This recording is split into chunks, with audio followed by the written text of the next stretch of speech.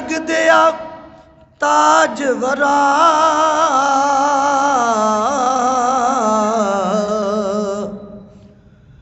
سن رب دیا محبوبا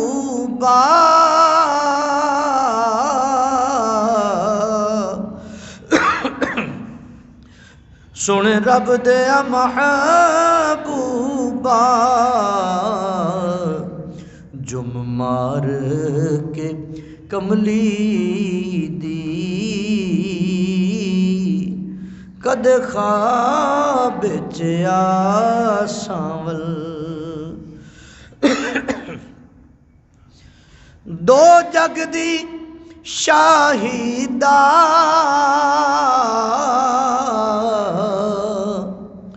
وارث تینو رب کیتا دو جگ دی شاہیدہ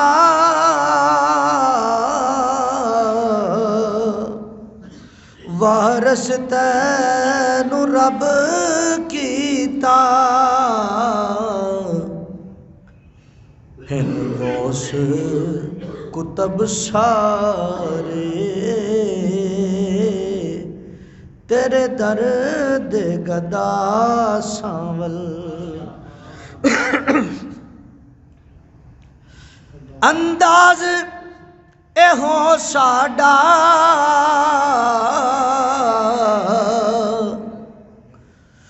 سنیاں دا عقیدہ سنیاں دا عقیدہ نہ رب تینو کہنے نہ رب تو جدا سانول اللہ تبارک و تعالی جل مجد الکریم کے حمد و ثنا حضور پر نور شافی یوم النشور صلی اللہ علیہ وآلہ وبارک وسلم کی ذات والا صفات پہ ہدیہ درود و سلام کے بعد مالک و خالق کے حضور التجا ہے وہ ہم سب کا مل بیٹھنا آنا جانا سننا سنانا پڑھنا پڑھانا قبول فرمائے مجھے حق اور سچ بیان کرنے کی اور ہم سب کو اس پر عمل پیرا ہونے کی توفیق نصیب فرمائے عزیزان گرامی قدر آج کی محفل پاک کو دو نسبتیں حاصل ہیں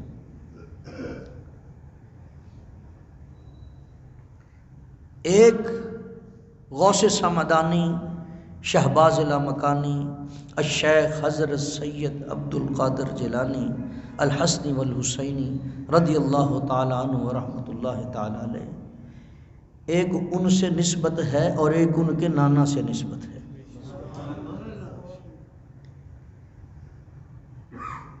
رب نے ہمیں جو محبوب دیا وہ بھی بے مثال ہے جو پیر دیا وہ بھی بے مثال ہے محبوب دیا تو امام الانبیاء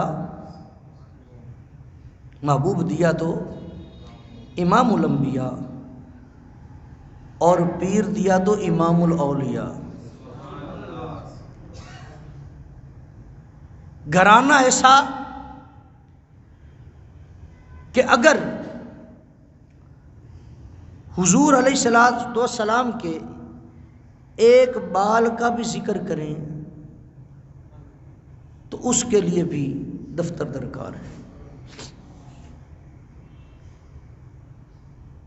اعلیٰ حضرت عظیم البرکت الشاہ احمد رضا فاضل بریلی رحمۃ اللہ تعالی آپ نے حضور کی آنکھ پر جب بات ہو رہی تھی پیر نصیر الدین نصیر نے تو لکھا نا کہ دانستہ اگر دیکھا ہو تو میں مجرم ہوں کہتے ہیں نا نصیر پر ابھی دانستہ نظر نہیں پڑی کہتا دانستہ اگر دیکھا ہو تو میں مجرم ہوں نظر آخر نظر ہے بے ارادہ اٹھ گئی ہوگی کہتا چلتے چلتے نظر پڑی ہے تو نصیر نصیر ہو گئی اگر حضور ارادے سے دیکھتے تو کیا ہوتا تو اعلیٰ حضرت عظیم البرکت الشاہ مرزا فاضل بریلوی رحمۃ اللہ تعالی علیہ آپ حضور کی بارگاہ میں حضور کی آنکھ کے بارے میں عرض کرتے ہیں کہ نگاہ اونچی اٹھی تو دعا بن گئی.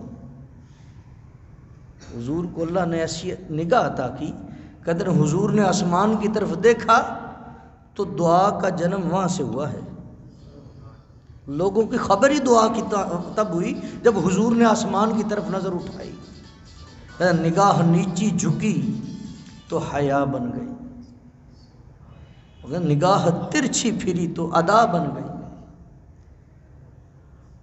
عرض کیا ہے کہ حضور کے جو اللہ نے اوصاف و کمالات عطا کیے ہیں، اگر ایک ایک صفت کی بات کرنے لگ جائیں تو اس کے لیے تیرے اوصاف کا ایک باب بھی پورا نہ ہوا، زندگیاں ختم ہوئیں اور قلم ٹوٹ گئے. آج لوگ پوچھتے ہیں کہ یار یہ غازی علم الدین شہید کو کیا ہوا تھا؟ کوئی اتنا بڑا پڑھا لکھا عالم فاضل تو تھا نہیں جو جس کو یہ خبر ہو جائے کہ کہنے والا کیا کہہ رہا ہے. انہوں نے کہا جی ایک لڑکا سا تھا لوہاروں کا پتر، لیکن گستاخ رسول کا کام تمام کر دیتا ہے. کیسے خبر ہوئی؟ میرا بھائی وہ دور تھا پچھلا، ہمیں خبر کا بتایا ہے ممتاز حسین قادری نے. اسے بھی خبر اسی طرح ہوئی. جب محبوب پر کوئی ظالم انگلی اٹھاتا ہے تو محب برداشت نہیں کیا کرتا. اس کے لیے عدالتوں کے سودے نہیں ہیں، اس کے لیے تو سرے بازار اسے بھون کر رکھ دیا جاتا ہے. 27 گولیاں اتار دی جاتی ہیں. پوچھا ہوا کیا ہے؟ جواب دیتا ہے کہ مجھے کسی نے بتایا تھا لا یؤمن احدکم حتی اکون احب الیہ من والدہ وولدہ والناس اجمعین. انہوں نے کہا تو اس وقت ایمان والا ہی نہیں ہو سکتا جب تک ہر چیز سے بڑھ کے مصطفیٰ سے پیار نہ کرے گا. ہر چیز سے بڑھ کے. مجھے آج پارٹیوں کی سمجھ نہیں آتی.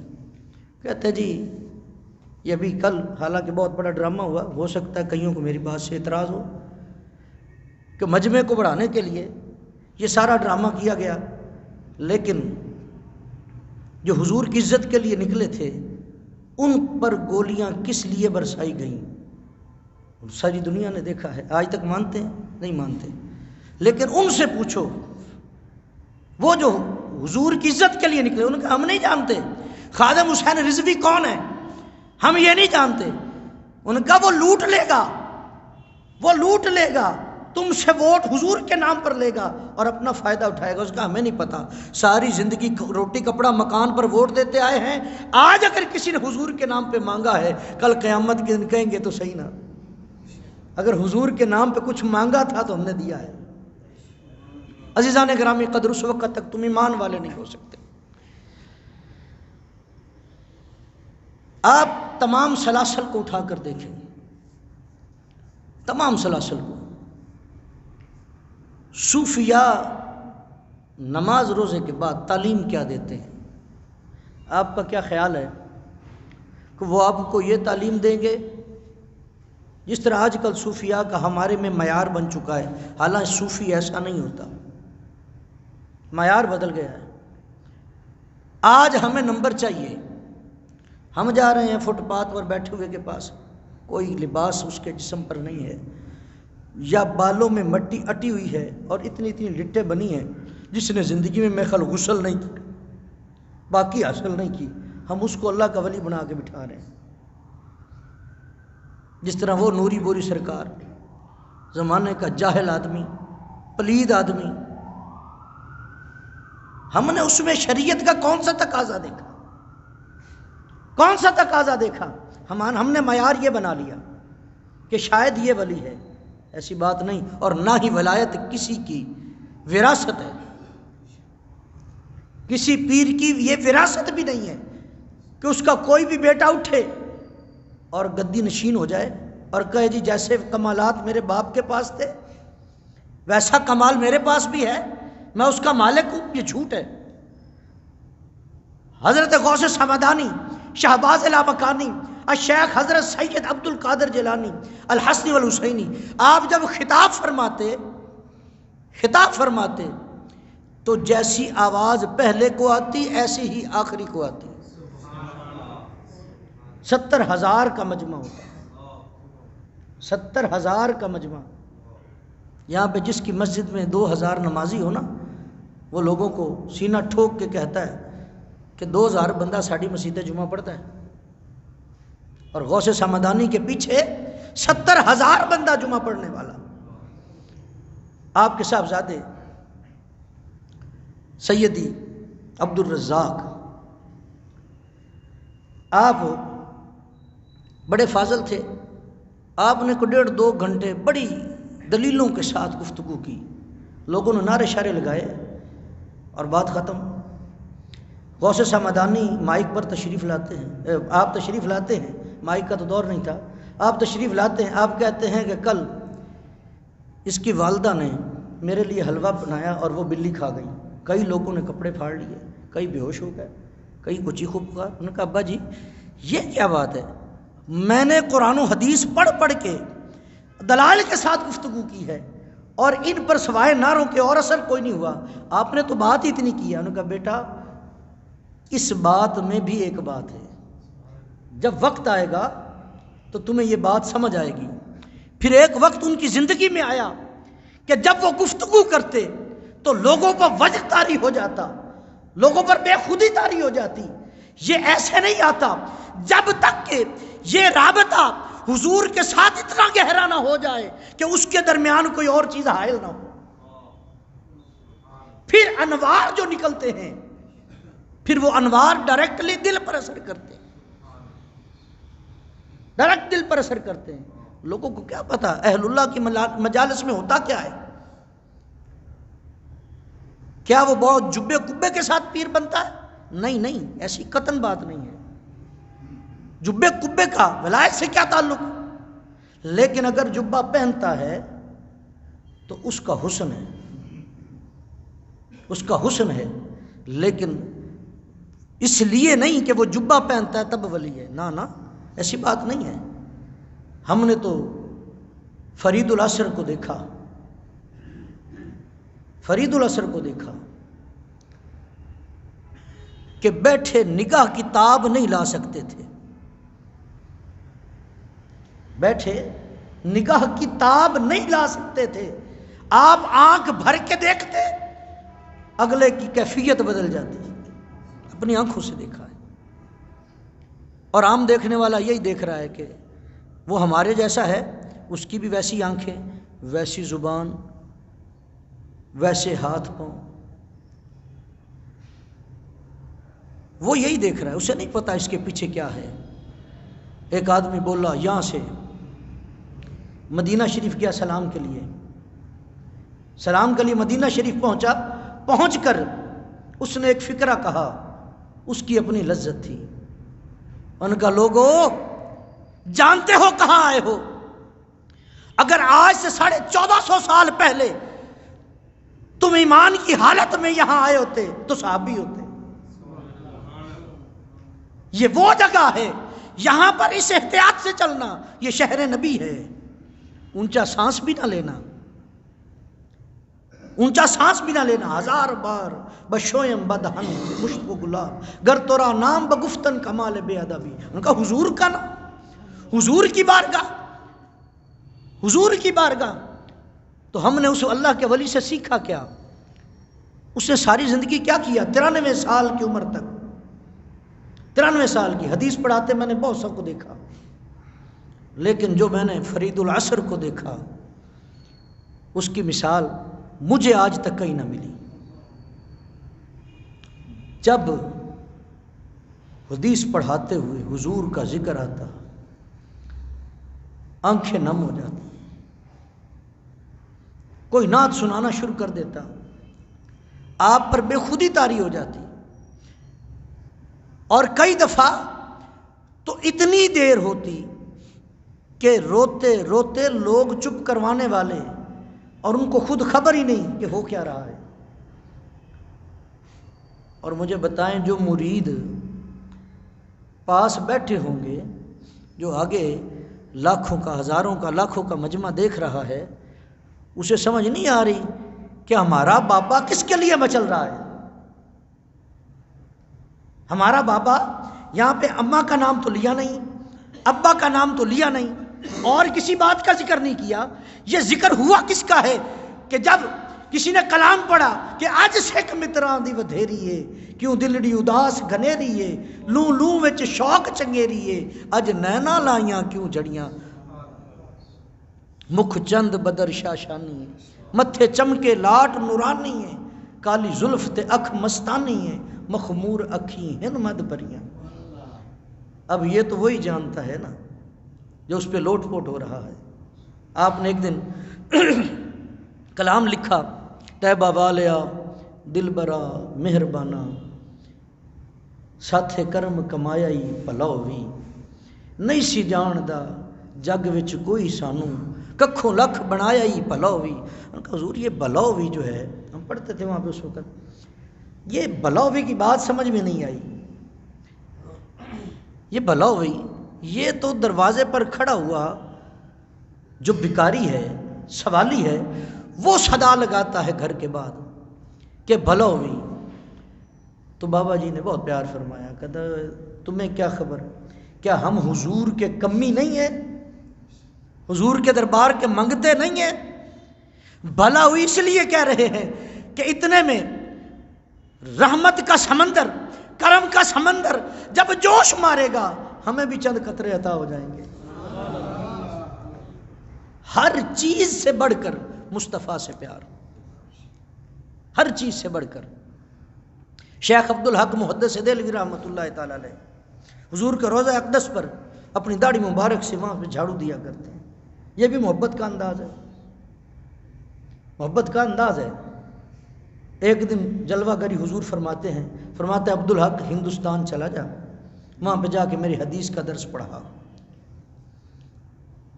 میری حدیث کا درس پڑھا۔ ذہن میں خیال آیا کہ یہاں تو روز حضور کا گنبد خضرا دیکھتا ہوں، کوئی غلطی ہو گئی، حضور اپنے شہر سے باہر نکال رہے ہیں۔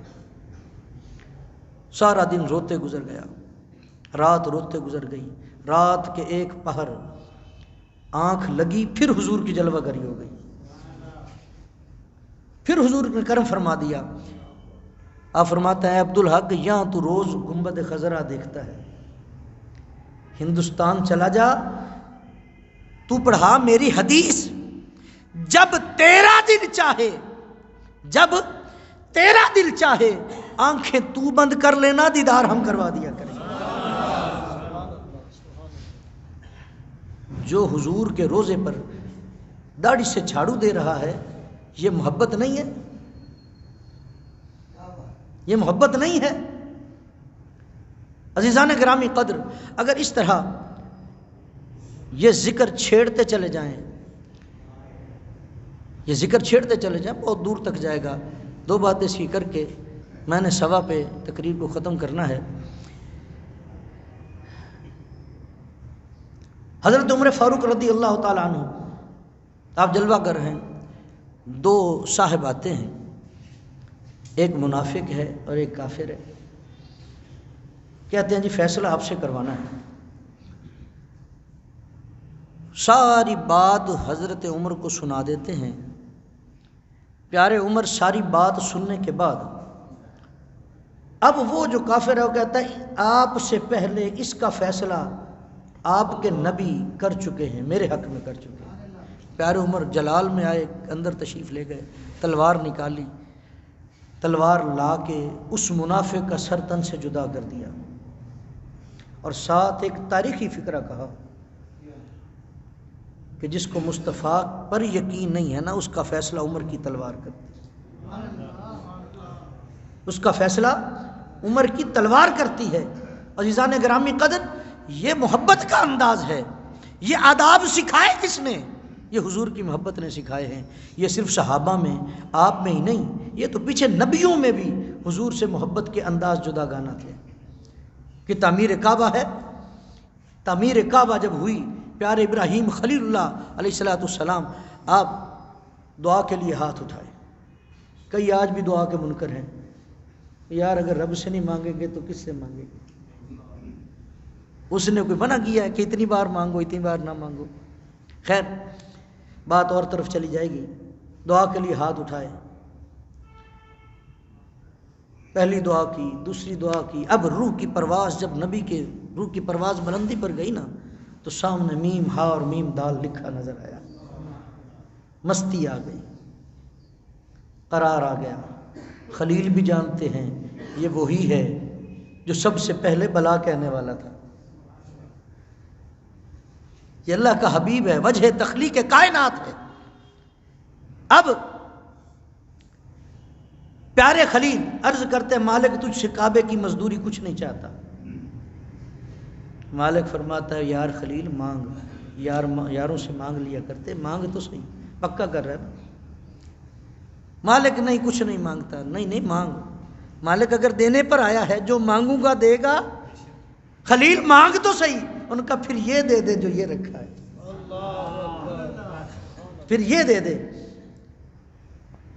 مالک ارشاد فرماتا ہے پیارے خلیل فکر نہ کر، دوں گا تیری نسل سے دوں گا. کس نے یہ آداب سکھا دی؟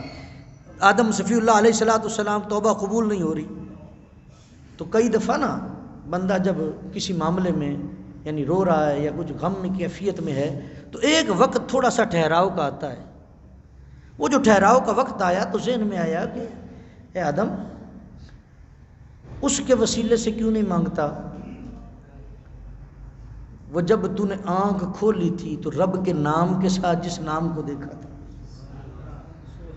جس کی زیارت تمہیں تیرے انگوٹھے کے ناخن میں کروائی گئی، اے آدم اس کا وسیلہ کیوں نہیں لاتا درمیان میں؟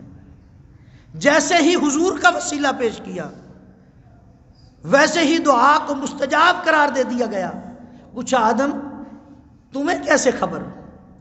یعنی مالک جو میرے سے پہلے تیرے نام کے ساتھ جس کا نام جڑا وہ کوئی عام تو ہو نہیں نہ سکتا.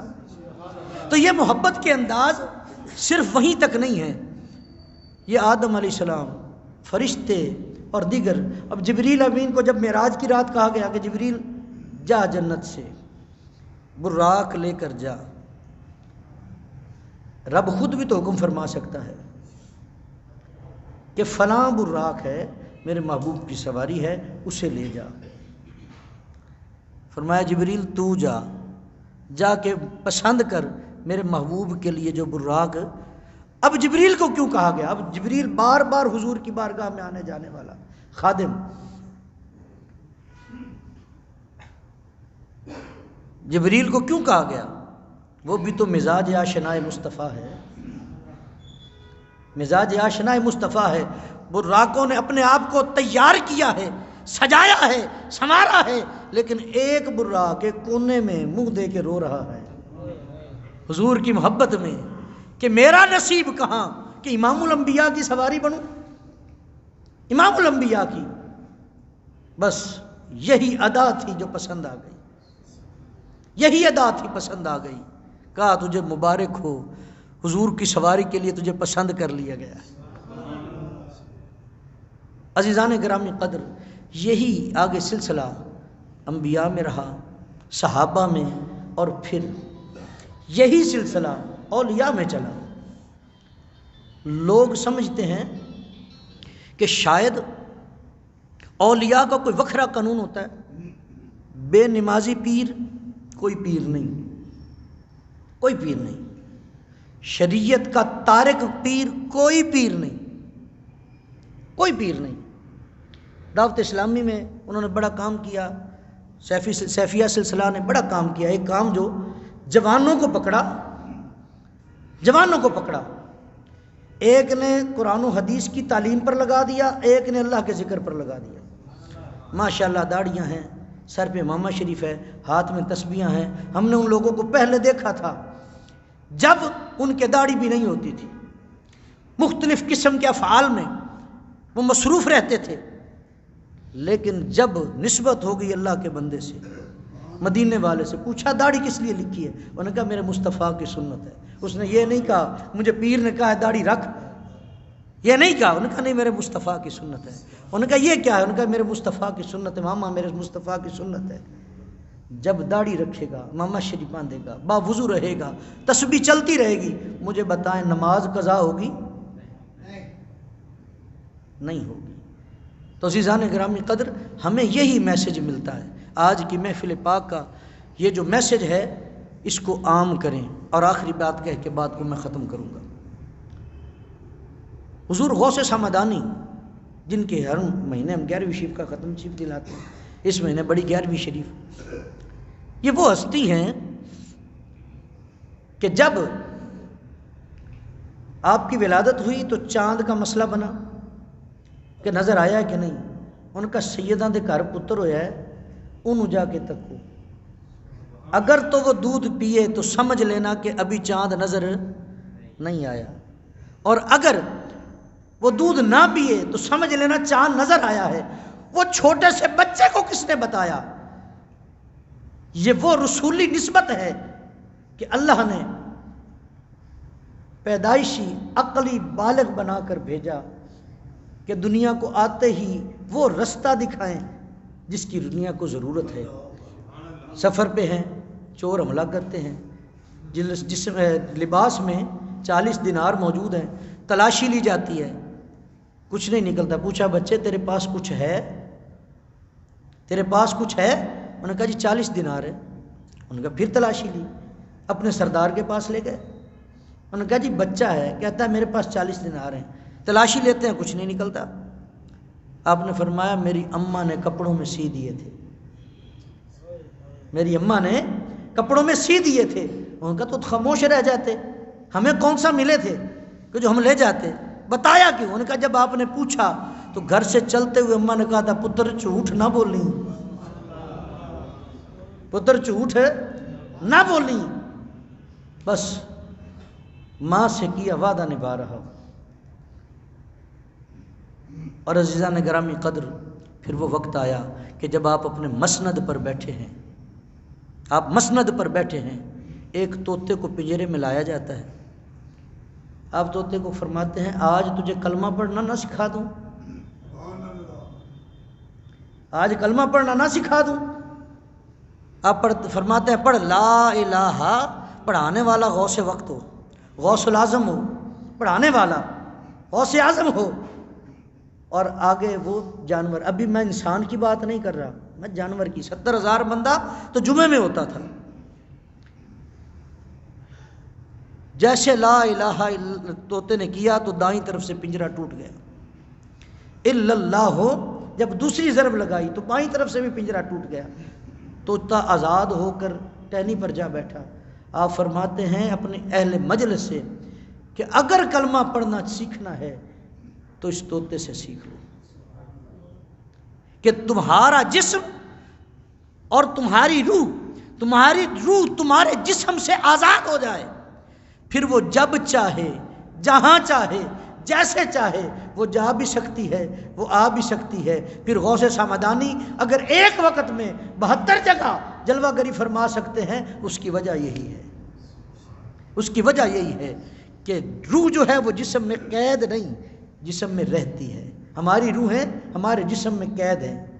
تو عزیزان گرامی قدر، جب ان لوگوں سے نسبت ہوتی ہے نا تو بہت سارے ایسے اثرات الرموز سیکھنے کو ملتے ہیں، دیکھنے کو ملتے ہیں جو انسانی آنکھ میں نہیں آتے۔ دعا ہے اللہ اپنے محبوب کے دامن سے اور اولیاء کے دامن سے ہمیشہ وابستہ رہنے کی توفیق عطا فرمائے۔ وآخر دعوانا الحمدللہ۔